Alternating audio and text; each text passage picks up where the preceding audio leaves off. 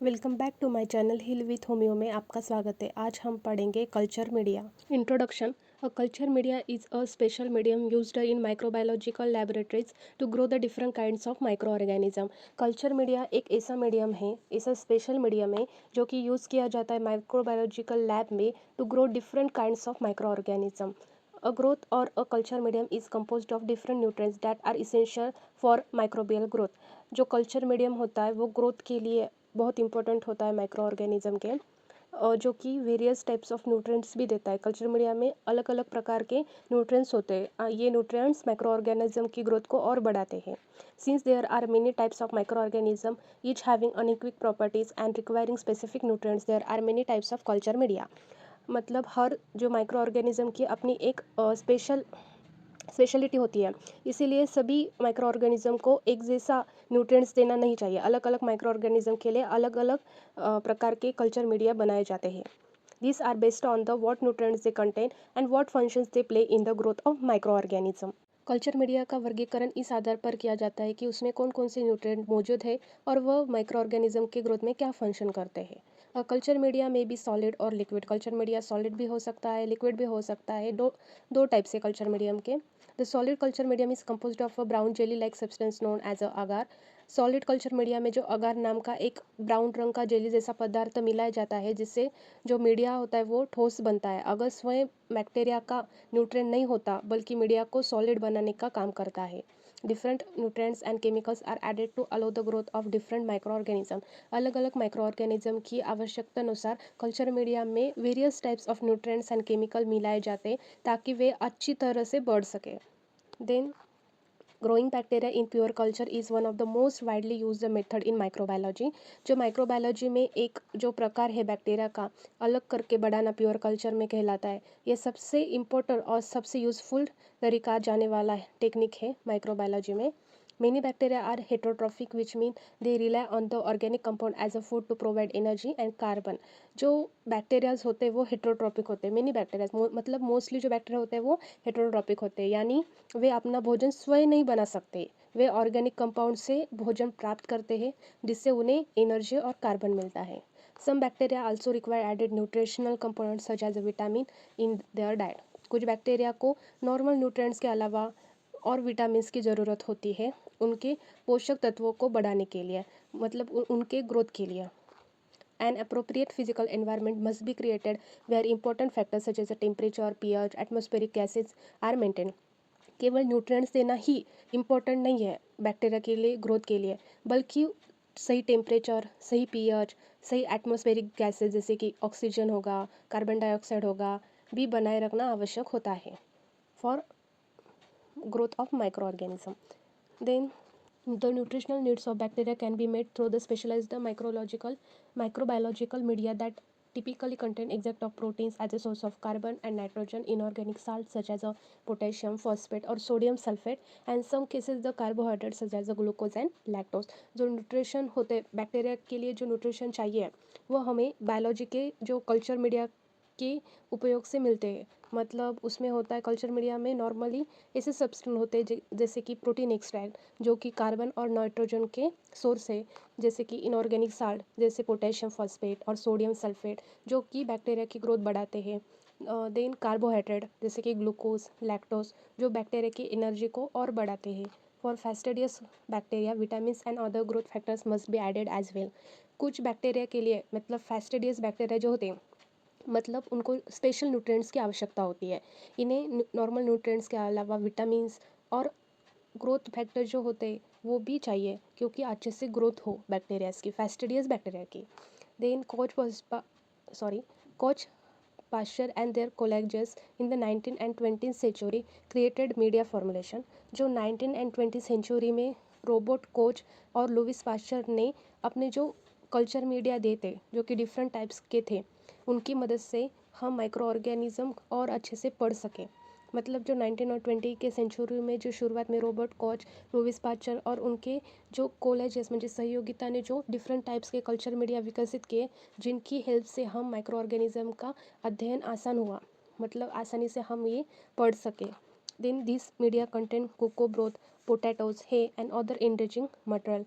उस समय culture media बनाने के लिए कोको ब्रोथ, पोटैटोज़ मतलब आलू, हे मतलब सूखी घास और अन्य पोषक पदार्थों का उपयोग किया जाता था ताकि बैक्टीरिया अच्छी तरह से बढ़ सके। Today bacteriological media formulation can be purchased in powder form. आज के समय में bacteriological media formulation powder form में आना चालू हो गया है और वो इसे तैयार करने का पहले की तुलना में बहुत आसान है, मतलब कम टाइम लगता है। The prepare measure the correct amount added the right amount of water and mixes. Culture media तैयार करने के लिए सही अमाउंट में पाउडर लिया जाता है और उसी सही मात्रा में डिस्टिल वाटर मिलाकर अच्छी तरह से मिक्स किया जाता है। After the basic formula has been prepared the medium is sterilize in an autoclave. जब एक बेसिक फार्मूला तैयार होता है तो वो स्टरलाइज करने के लिए ऑटोक्लेव मशीन में डालते हैं। मीडिया तैयार होने के बाद उसे ऑटोक्लेव में स्टेरलाइज किया जाता है ताकि उसमें मौजूद सभी जो अनावश्यक सूक्ष्म होते हैं, माइक्रो ऑर्गेनिज्म होते हैं, वो किल हो सके। Autoclave produce steam under the pressure and adjust temperature above boiling. जो ऑटोक्लेव होता है उसमें प्रेशर के साथ स्टीम भी होती है, उसमें 100 डिग्री से अधिक तापमान होना चाहिए स्टेरलाइज होने के लिए, मतलब स्टेरलाइज करने के लिए। आमतौर पर तो बैक्टीरिया 120 डिग्री सेल्सियस पे स्टेरलाइज हो जाता है। Then once sterilized media has cooled it is ready to be used। जब स्टेरलाइज के बाद कल्चर मीडिया ठंडा हो जाता है तब वे यूज़ करने के लिए पूरी तरह से तैयार हो जाता है। Culture media are required to grow the organism from infected material to identify the positive agent. The basic constituent of culture media are water and electrolyte. जो कल्चर मीडिया का जो इन्फेक्टेड जो माइक्रो ऑर्गेनिज्म को बढ़ाने के लिए किया जाता है ताकि जो बीमारी पैदा करने वाले पॉजिटिव एजेंट की पहचान हो सके। जो basic constituent of culture media दो है, वाटर एंड इलेक्ट्रोलाइट। जो वाटर है उसमें source of hydrogen and oxygen होता है। जो वाटर होता है वो कल्चर मीडिया में बहुत इंपॉर्टेंट फैक्टर है एंड जो हाइड्रोजन एंड ऑक्सीजन है वो बहुत इंपॉर्टेंट सोर्स है ताकि जो ऑल न्यूट्रिएंट्स अच्छी तरह से घोल के काम कर सकें। देन इलेक्ट्रोलाइट्स में आता है NaCl एंड अदर इलेक्ट्रोलाइट जैसे कि साल्ट, जो कि पानी के अंदर और जो मिनरल्स के अंदर संतुलन बनाए रखते हैं और उनकी ग्रोथ करते हैं। थर्ड आता है peptone. It is a complex mixture of partially digested protein. जो पेप्टोन होता है एक कॉम्प्लेक्स मिक्सचर होता है पार्शियली डाइजेस्टेड प्रोटीन का, जैसे कि nitrogen, amino acid, growth factor, जो कि ग्रोथ करने के लिए मदद करते हैं। Meet extract. मिक्स एक्सट्रैक्ट बाजार में लेम्को के नाम से उपलब्ध है। इसमें प्रोटीन का ब्रेकडाउन किया जाता है। Inorganic salt, carbohydrates and growth factor होते जो बैक्टीरिया को आवश्यकतानुसार न्यूट्रिएंट्स देते हैं। Blood and serum. Fifth point, this are used for enriching the culture media. जो ब्लड एंड सीरम होता है वो कल्चर मीडिया को एनरिचिंग बढ़ाने के लिए, मतलब न्यूट्रिएंट्स बढ़ाने के लिए काम में आता है। Usually 5 to 10% defibrinated sheep blood is used. 5 से 10% डिफाइब्रिनेटेड शीप ब्लड हम यूज़ करते हैं कल्चर मीडिया के लिए।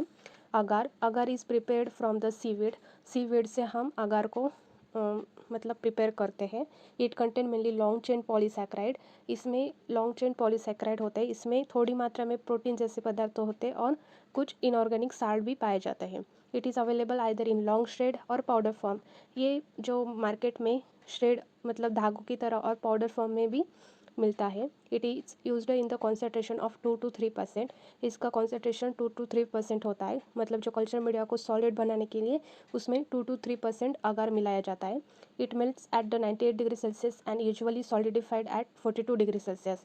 अगर लगभग 98 डिग्री सेल्सियस पर मेल्ट होता है और 42 डिग्री सेल्सियस पर सॉलिडिफाइज मतलब जमकर ठोस बन जाता है। Agar does not provided any nutrition to bacteria but act as a solidifying agent only.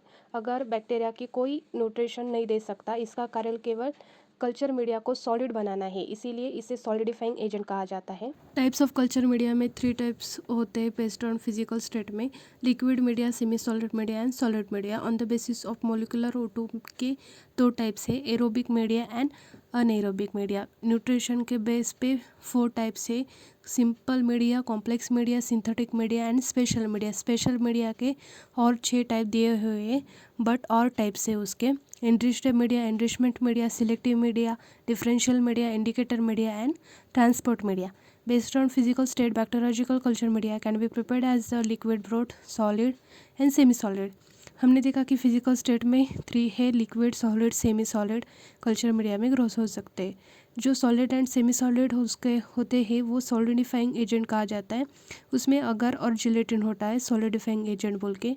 अगर डिराइव्ड रेड सीवीड्स, अगर हम रेड सीवीड से डिराइव करते हैं, और वो क्यों प्रेफर करते हैं, क्योंकि वो इनेट एंड नॉन न्यूट्रिटिव सब्सटेंस होते हैं। बेस्ड ऑन न्यूट्रिशन फैक्टर, उसमें सबसे पहले हम देखेंगे सिंपल मीडिया। सिंपल मीडिया में nutrient broth is a example of simple media. Simple media का सबसे पहले एग्जांपल है nutrient broth. Then it contains peptone, water and meat extract 1%। इसमें पेप्टोन एंड मीट एक्सट्रैक्ट होता है 1%।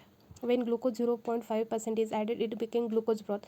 इसमें हमने ग्लूकोज 0.5% ऐड किया तो वो nutrient broth is become the glucose broth.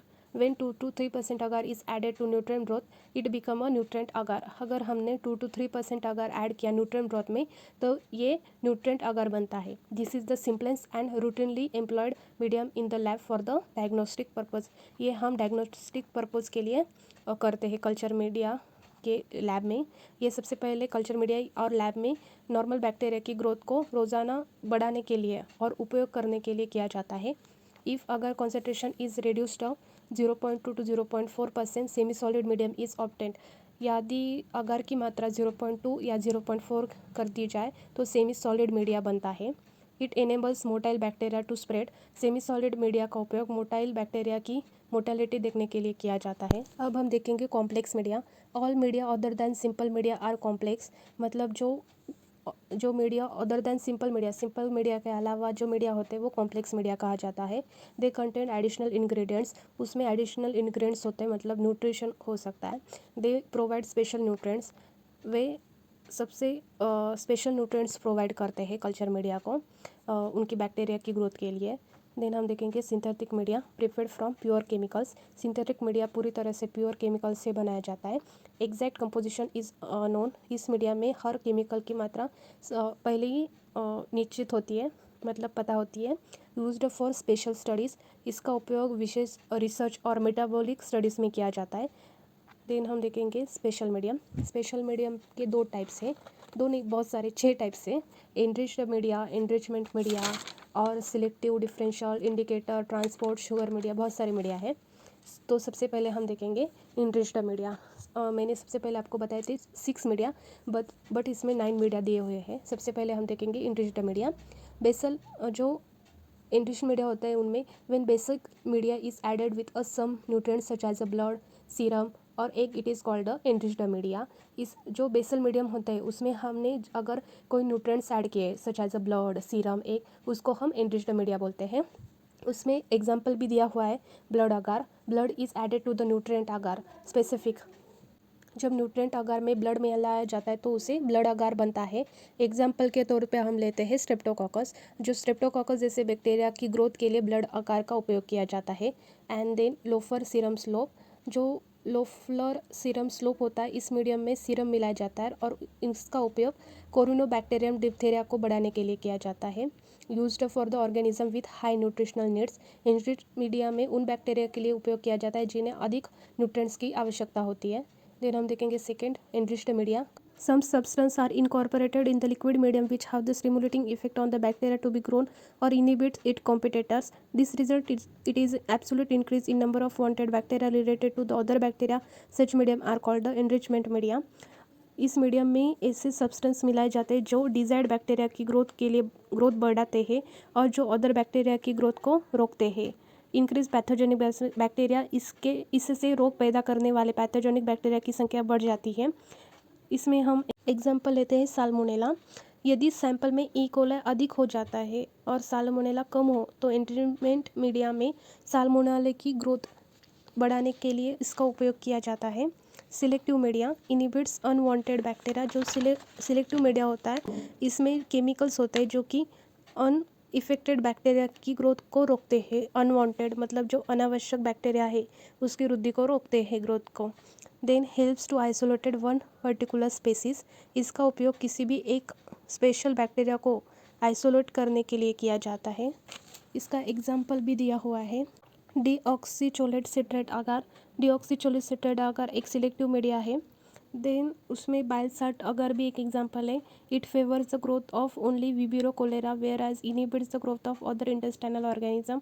जो अदर इंटेस्टाइनल ऑर्गेनिज्म के जो बैक्टीरिया होते हैं उनको वो उनकी ग्रोथ को इनहिबिट करता है, बट जो विबिरो कोलेरा होता है उनकी ग्रोथ को वो फेवर करता है। देन फोर्थ मीडिया है differential media. When a medium contains substance which help to distinguish differing characteristics of bacteria it is called differential media. Differential media का उपयोग डिफरेंट टाइप्स के बैक्टीरिया के जो डिफरेंस होता है उनको पहचानने के लिए किया जाता है। उसमें एग्जांपल है मैककॉनकी मीडियम, मतलब जो मैनकॉनकी अगर का एक मीडियम होता है वो डिफरेंशियल मीडिया कहा जाता है। उसमें सेकंड एग्जांपल है लैक्टोज फर्मेंटेटर्स।